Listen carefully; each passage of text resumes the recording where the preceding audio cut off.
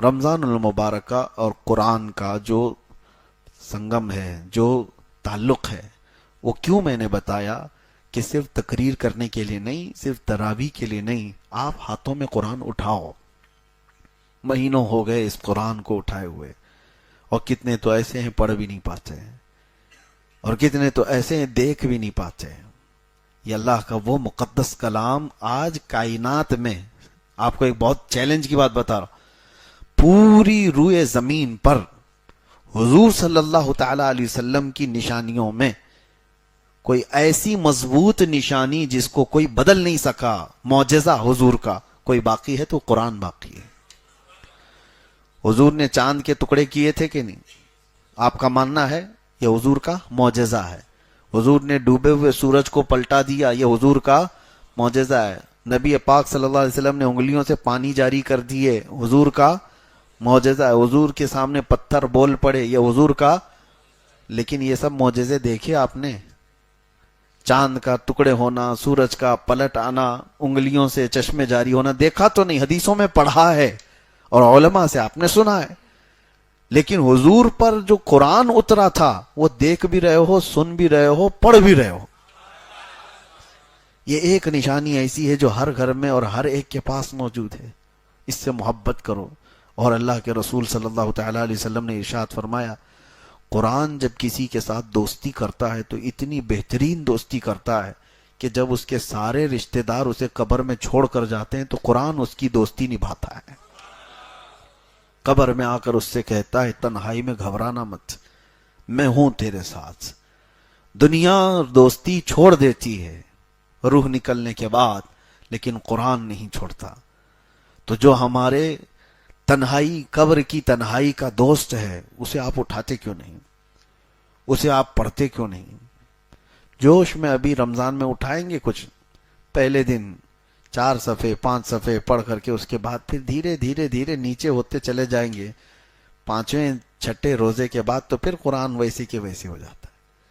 یا کچھ لوگ 10 رمضان تک، ہونا تو یہ چاہیے کہ پورا ختم قرآن رمضان میں ہر ایک مسلمان کا ہونا چاہیے۔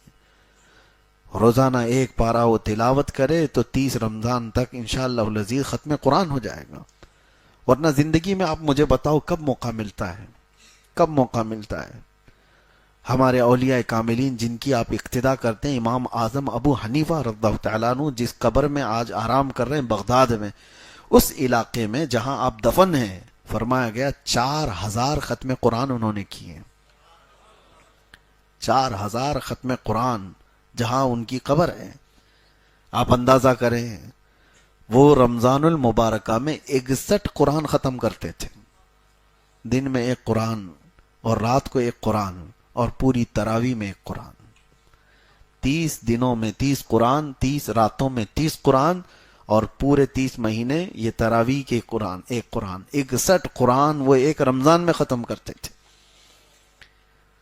ان اولیاء کاملین اور بزرگوں کے پاس جو کچھ بھی تھا وہ قرآن کے ذریعے سے عروج پائے تھے۔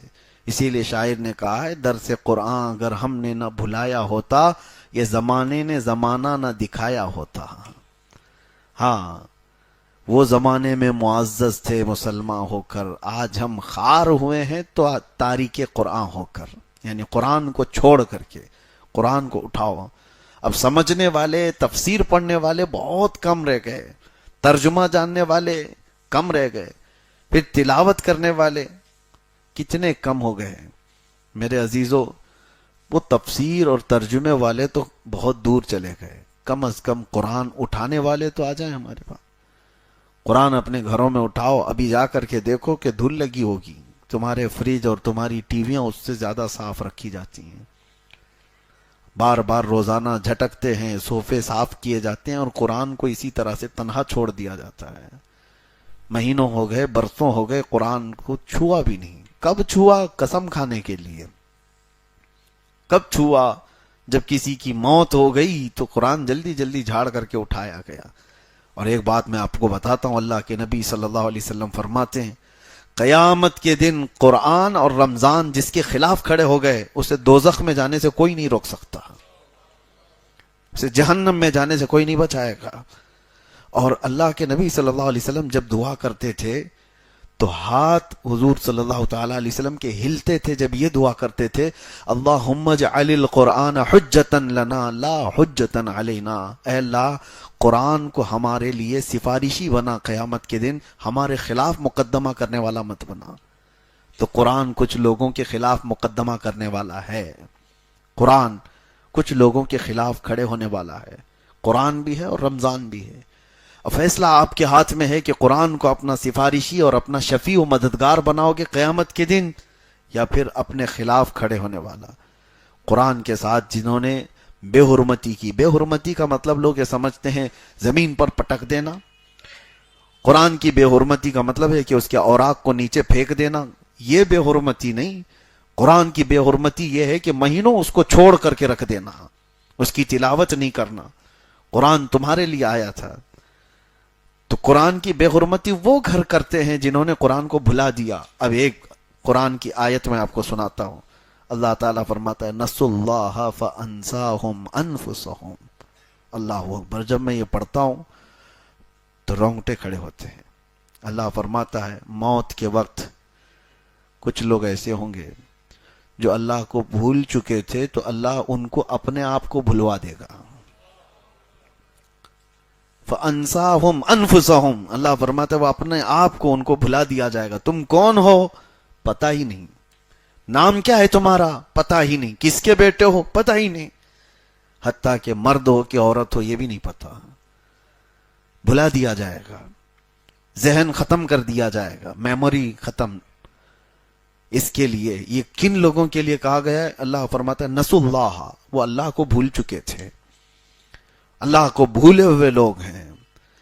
اور قرآن پاک میں ایک آیت ہے قال ربی لما حشرتنی اعمی وقد کنت بصیرا۔